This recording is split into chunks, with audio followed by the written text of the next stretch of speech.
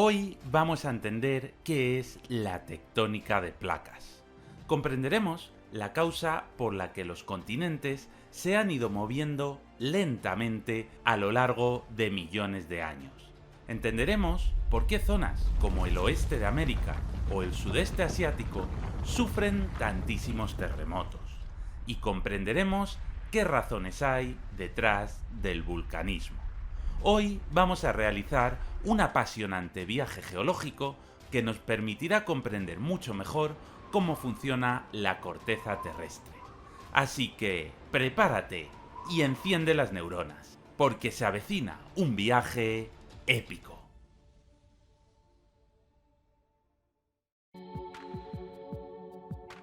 En la década de 1950, el conocimiento de la geosfera había avanzado muchísimo. En tan solo 50 años se había descubierto que la Tierra no era una esfera maciza, sino que estaba formada por distintas capas y que el interior estaba fundido a altísimas temperaturas. Y también se había teorizado que los continentes se habían ido moviendo de un lugar a otro a lo largo de las distintas eras geológicas. Quedaba formular una última teoría que uniera ambos hallazgos. La teoría que pudiera explicar aquello en lo que Alfred Wegener había fallado. ¿Por qué se movían los continentes y qué relación tenía esto con las capas de la Tierra?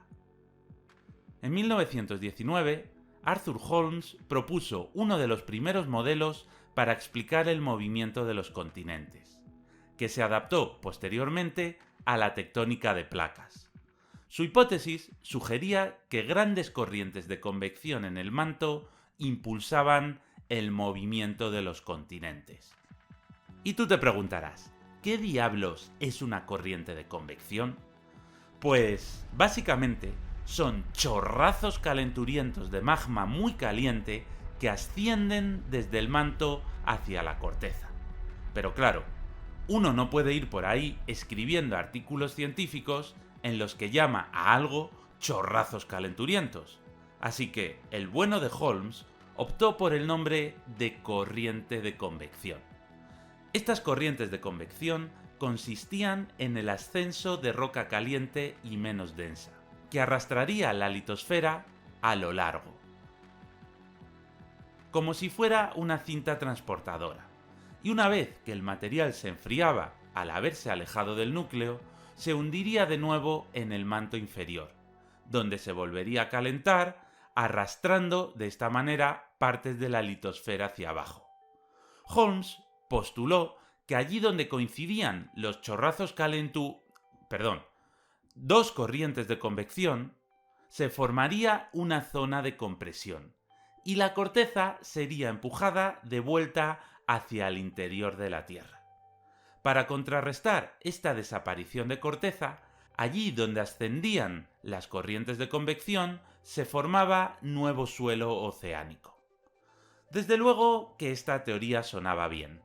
Tenía sentido, y aunque tenía algunos errores, era sorprendentemente aproximada a la realidad.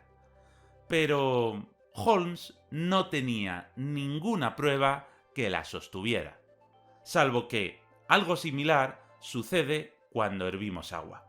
Pero claro, esto no era una prueba definitiva. Así que, mini punto para Holmes, pero había que seguir investigando. La Segunda Guerra Mundial, el brutal conflicto bélico que devastó el mundo entre 1939 y 1945, también conllevó grandes avances tecnológicos. La tecnología del sonar, usada para detectar submarinos enemigos, mejoró exponencialmente durante esta época.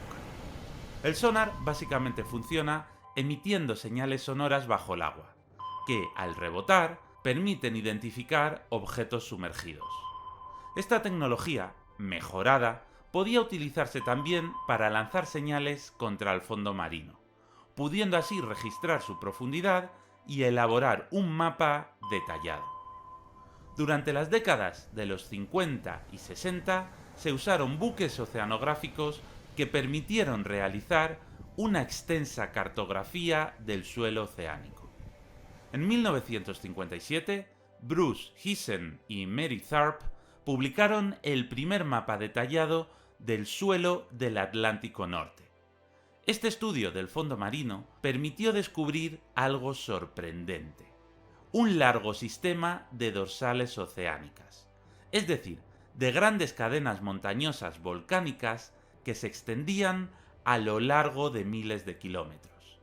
También se observó que la dorsal centroatlántica era paralela a los márgenes continentales a ambos lados del océano, y se observó que el sistema de dorsales oceánicas estaba marcado por un intenso vulcanismo. En otras partes del océano se realizaron aún más descubrimientos. Por un lado, se descubrieron grandes depresiones en el suelo marino, las fosas oceánicas, y los estudios sobre terremotos identificaron una gran actividad sísmica a gran profundidad bajo las fosas. Y además, cuando se extrajeron rocas del fondo marino, no logró encontrarse ninguna con una antigüedad superior a 160 millones de años.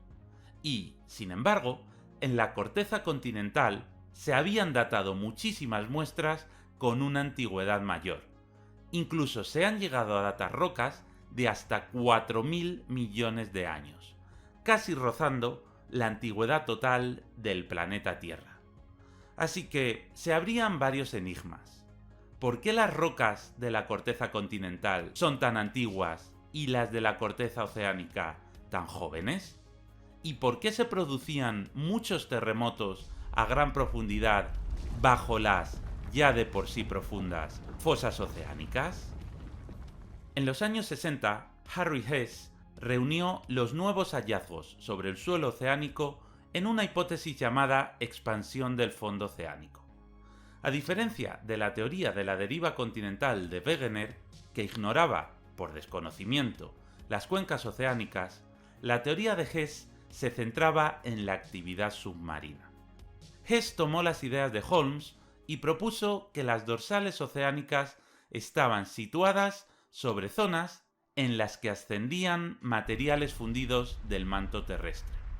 A medida que el material ascendente topaba con la corteza, rígida y sólida, se veía obligado a moverse lateralmente, rozando y empujando el suelo oceánico como si fuera una cinta transportadora.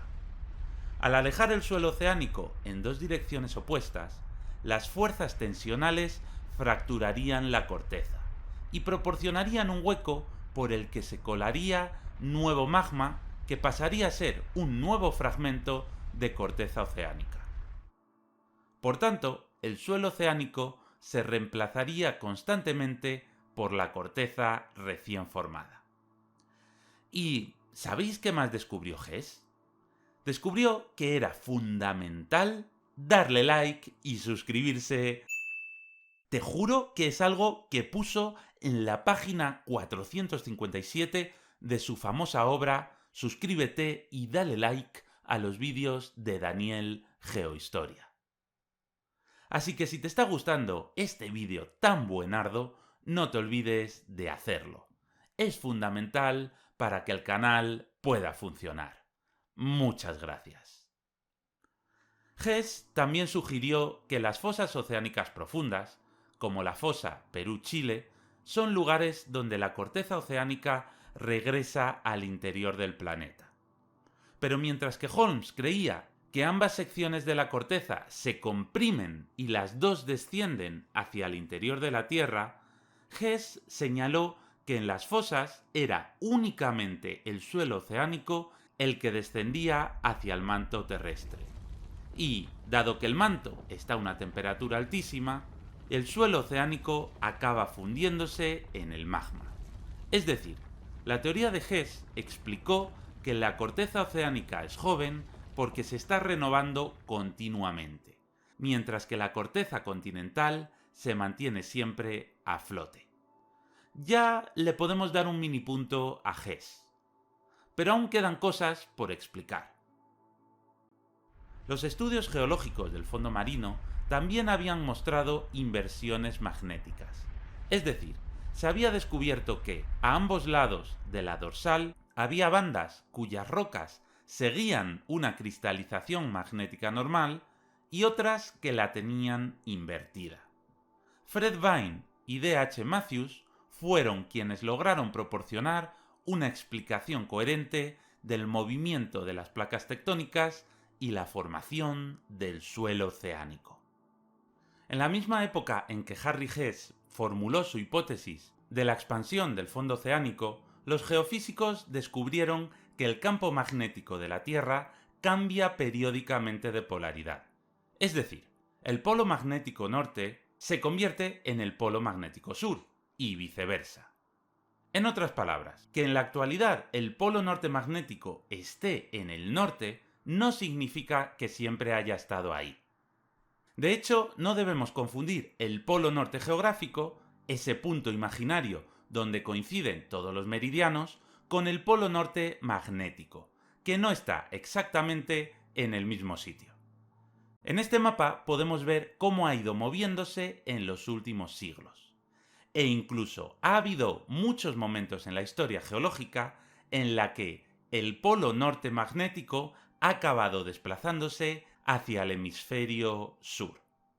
Las rocas que se solidifican durante uno de estos periodos de polaridad inversa se magnetizan con la polaridad opuesta a las rocas que se están formando actualmente. Las evidencias de estas inversiones magnéticas se encontraron en lavas y sedimentos de todo el mundo. Los investigadores midieron la polaridad magnética en numerosas coladas de lava de diversas edades y utilizaron estos datos para determinar las fechas de cambio de la polaridad del campo magnético terrestre. De esta manera, por ejemplo, se ha podido establecer con exactitud las inversiones magnéticas de los últimos millones de años, como en esta gráfica, donde en negro vemos los periodos de polaridad normal y en blanco los de polaridad inversa. En 1963, Fred Vine y D. H. Matthews relacionaron los cambios de polaridad con la idea de Hess de la expansión del fondo oceánico.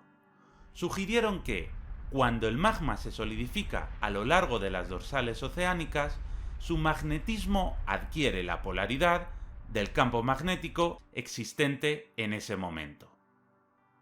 En los últimos 700.000 años se ha formado corteza oceánica con magnetismo normal, dado que el magnetismo es el normal.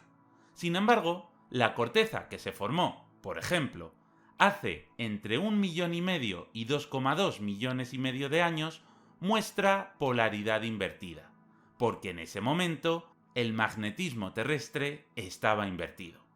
Este descubrimiento apoyaba la teoría de expansión del fondo oceánico de Hess. En 1968, los conceptos de la deriva continental y la expansión del fondo oceánico se combinaron en una teoría más completa llamada tectónica de placas. Esta teoría explica cómo se mueve la capa externa de la Tierra, la litosfera, mediante procesos como la subducción y la expansión del fondo oceánico, la corteza. Estos procesos dan lugar a las principales características geológicas de la Tierra, incluyendo los continentes y las cuencas oceánicas. Entender cómo funciona este sistema geológico es fundamental para comprender la formación del relieve de nuestro planeta. La tectónica de placas postula que la litosfera está formada por diferentes secciones independientes llamadas placas tectónicas, que flotan sobre el manto, que está fundido. Todo comienza con la causa del movimiento de las placas. Tal y como señaló Holmes, se cree que existen, por un lado, grandes corrientes de convección que consisten en el ascenso de roca caliente y poco densa, y por otro lado, el subsiguiente hundimiento del material frío y denso en el manto. El origen de las corrientes no está del todo claro, pero es evidente que existen. En este proceso, el material caliente arrastra la litosfera a lo largo, como una cinta transportadora. Una vez que el material se enfría, se hunde de nuevo en el manto inferior, donde se vuelve a calentar. A este fenómeno se sumaría el propio peso de las placas tectónicas, que al hundirse también tirarían de sí mismas, agrandando las dorsales oceánicas. Este ciclo genera diferentes tipos de bordes entre las placas, en función del movimiento que tienen. Los bordes divergentes son aquellos en los que las placas se separan, lo que da lugar al ascenso de material del manto y la creación de nuevo suelo oceánico. Este tipo de bordes se caracterizan por tener una gran actividad volcánica, ya que es aquí donde se origina nueva corteza oceánica. Además, hay cierta actividad sísmica cuyo origen está a escasa profundidad. Estos terremotos se originan por temblores asociados al movimiento de magma.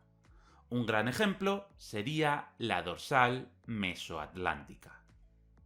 Los bordes convergentes se producen donde las placas chocan, lo que resulta en la subducción o hundimiento de la litosfera oceánica en el manto.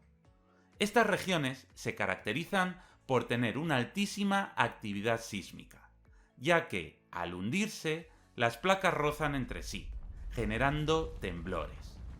E incluso al fundirse y fragmentarse más abajo, se producen nuevos sismos. Así que tenemos terremotos cuyo origen está tanto a escasa profundidad como a gran profundidad. Además, suele haber cierta actividad volcánica. Cuando en la placa que se subduce las rocas ricas en carbonatos comienzan a fundirse, grandes cantidades de minerales ligeros ascienden de nuevo hacia la superficie, perforando la corteza y saliendo al exterior a través de volcanes.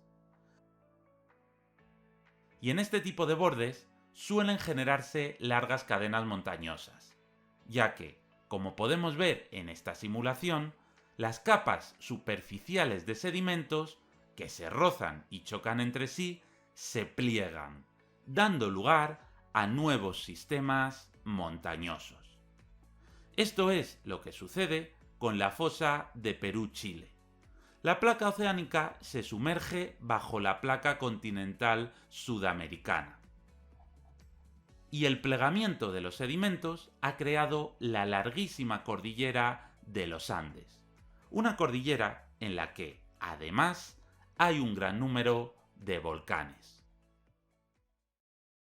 Por último están los bordes pasivos, también llamados de falla transformante, que son aquellos donde las placas se desplazan lateralmente una respecto de la otra, sin crear ni destruir litosfera. En este tipo de bordes se producen terremotos a escasa profundidad, como consecuencia del roce entre las placas. Si ambas placas se mueven en direcciones opuestas, como sucede en la falla de San Andrés, el rozamiento entre ellas provoca gran cantidad de terremotos. Pero si ambas placas se mueven en la misma dirección, como sucede entre la placa africana y la euroasiática, el número de terremotos es mucho menor. Estos tres tipos de bordes de placa son la base de la tectónica de placas. La tectónica de placas explica de manera satisfactoria la distribución global de los terremotos. En particular, la asociación estrecha entre los terremotos de foco profundo y las zonas de subducción. En este mapa puedes ver las zonas con mayor número de terremotos en el mundo. Y en esta otra gráfica puedes ver los terremotos registrados en los últimos 100 años. Aunque no te asustes por el número creciente de terremotos de las últimas décadas. El número mayor se debe, simplemente, a que hoy en día tenemos más sismógrafos y mucho más sensibles que hace 100 años, por lo que se puede registrar hasta el más pequeño temblor, algo que hace un siglo no era posible. Los experimentos demostraron que una placa tectónica que se sumerge en una zona de subducción puede calentarse muy lentamente y aún así fracturarse a profundidades de hasta 300 kilómetros. Esto explicaría los terremotos cuyo hipocentro está situado a gran profundidad. Sin embargo, todavía no se comprenden bien los mecanismos responsables de los terremotos profundos, aquellos que ocurren a entre 300 y 700 kilómetros de profundidad. Una hipótesis sugiere que durante la subducción la creciente presión puede cambiar la estructura cristalina de algunos minerales, como el olivino.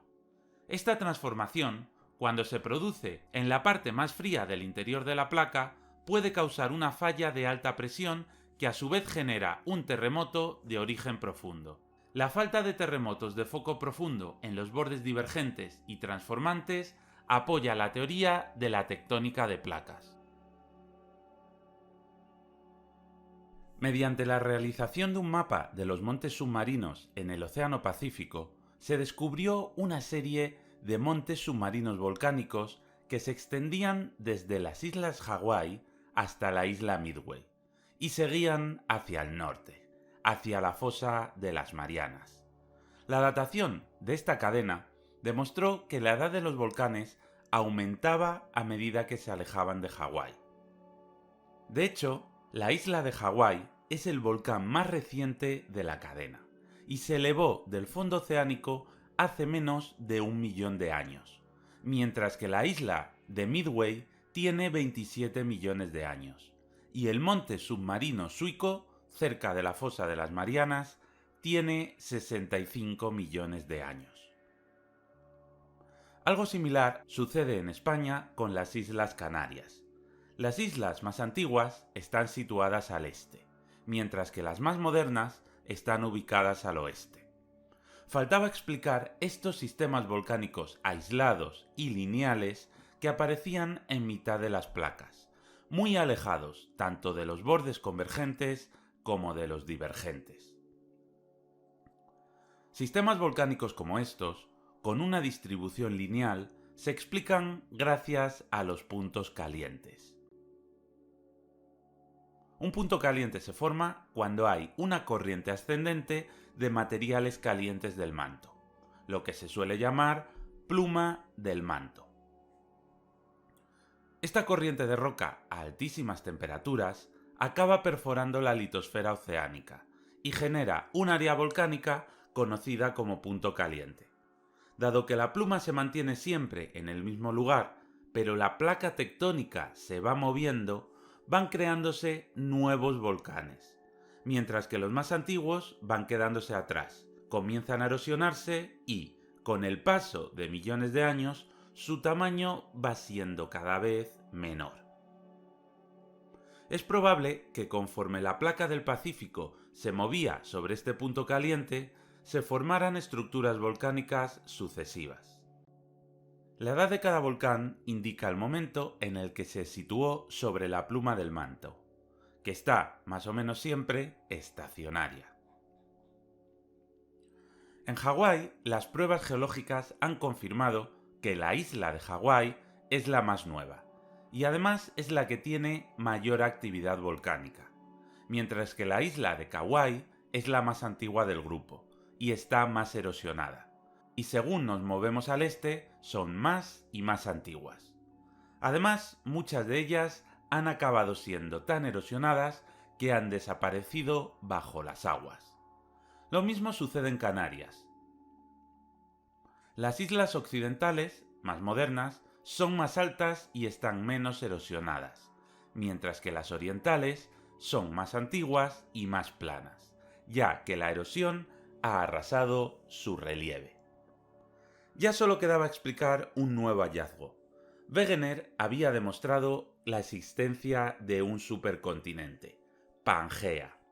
Pero los últimos estudios geológicos habían demostrado que antes que Pangea habían existido varios supercontinentes más, como Valvará, Columbia o Rodinia.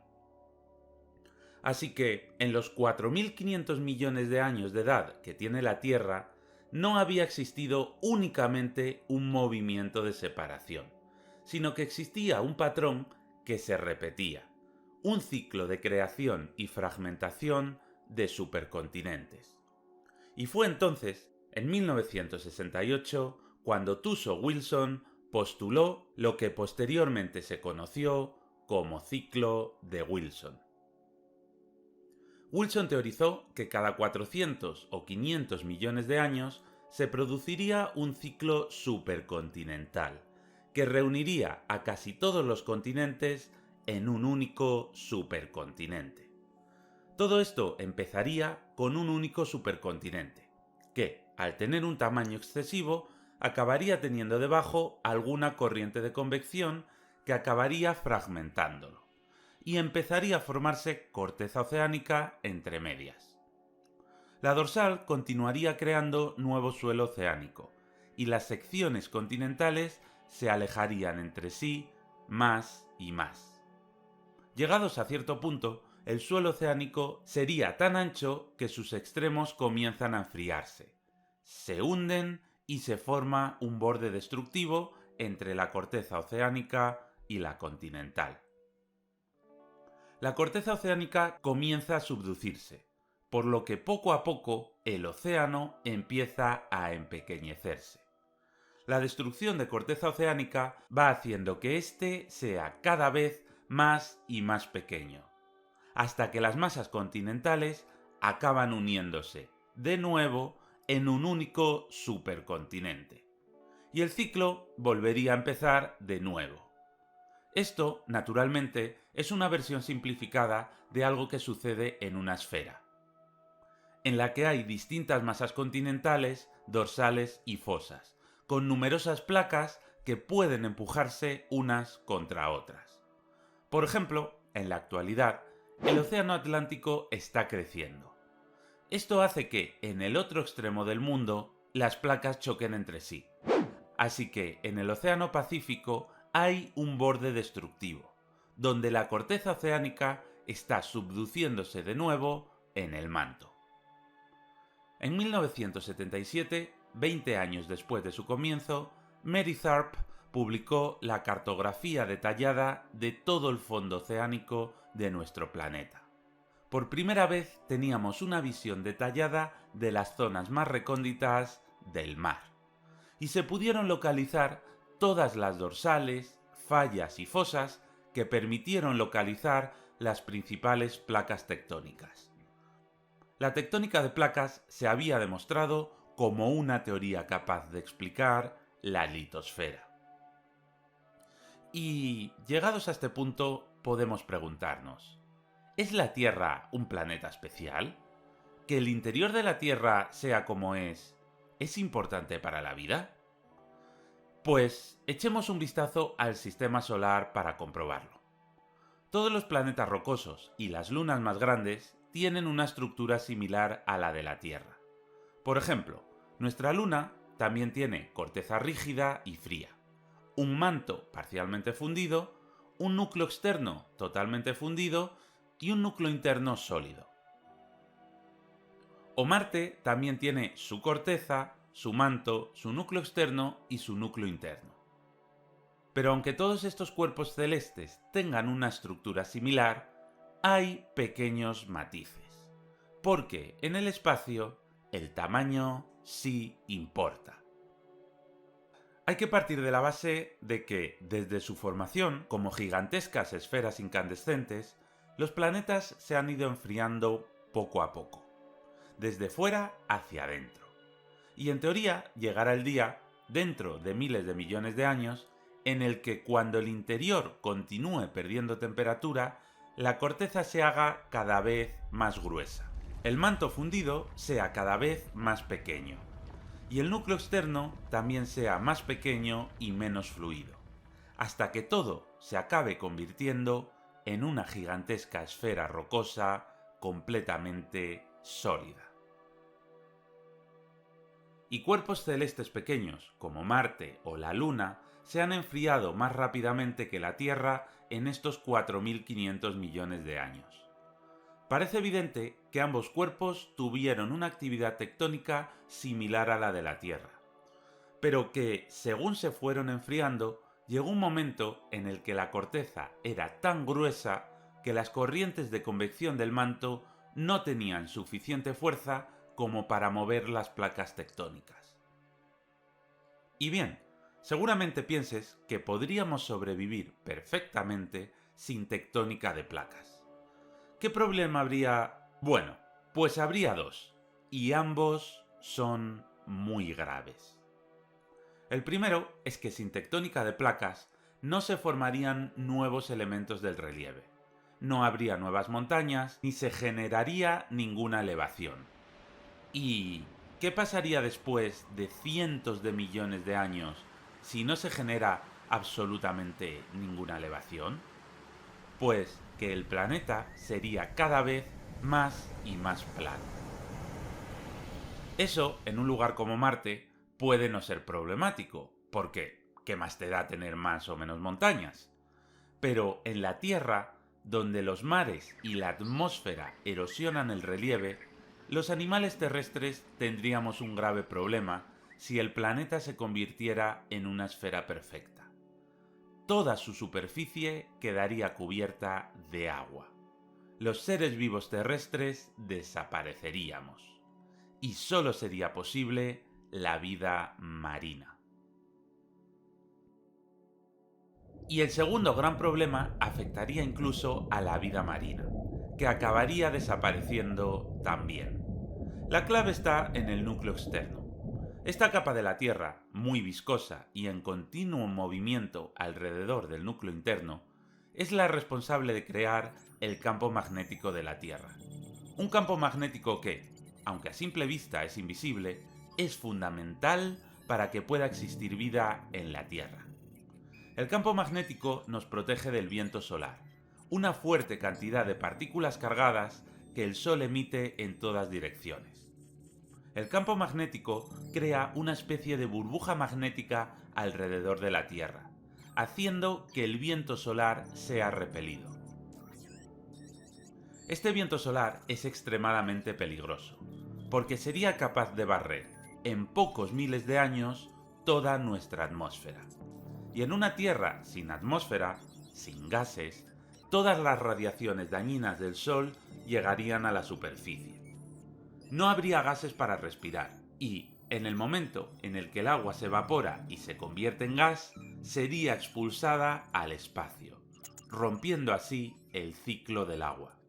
Esto haría que, poco a poco, el agua de nuestro planeta fuera desapareciendo, hasta que se perdieran completamente los mares. Esto es algo similar a lo que sucedió con Marte.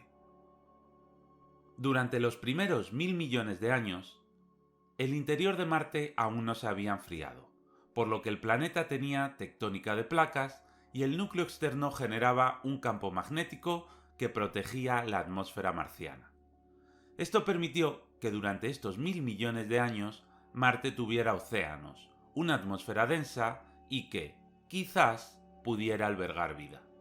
Pero en el momento en el que las capas interiores comenzaron a enfriarse y el núcleo externo perdió fluidez, el campo magnético se debilitó tanto que el viento solar comenzó a barrer la atmósfera. Hoy en día, Marte es un planeta con una atmósfera muy tenue, de apenas un 1% respecto a la terrestre. Y además recibe muchísimas radiaciones dañinas del Sol. Es un auténtico desierto estéril, un recuerdo de cómo podría ser la Tierra si el interior estuviera frío.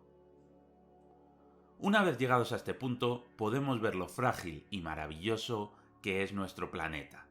Un lugar tremendamente complejo, muy similar a otros planetas del sistema solar, pero con pequeños matices que generan un delicado equilibrio que permite la vida en él.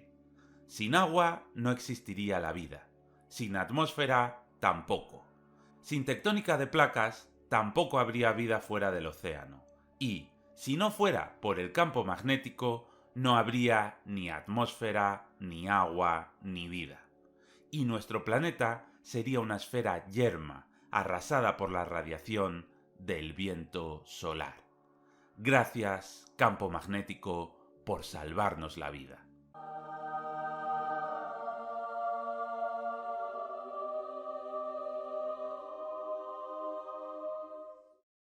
Y con esto llegamos al final. Si quieres saber más, te recomiendo que veas alguno de los siguientes vídeos. Y si te ha gustado, dale like, activa la campanita de las notificaciones, suscríbete y comenta. Muchas gracias y un saludo.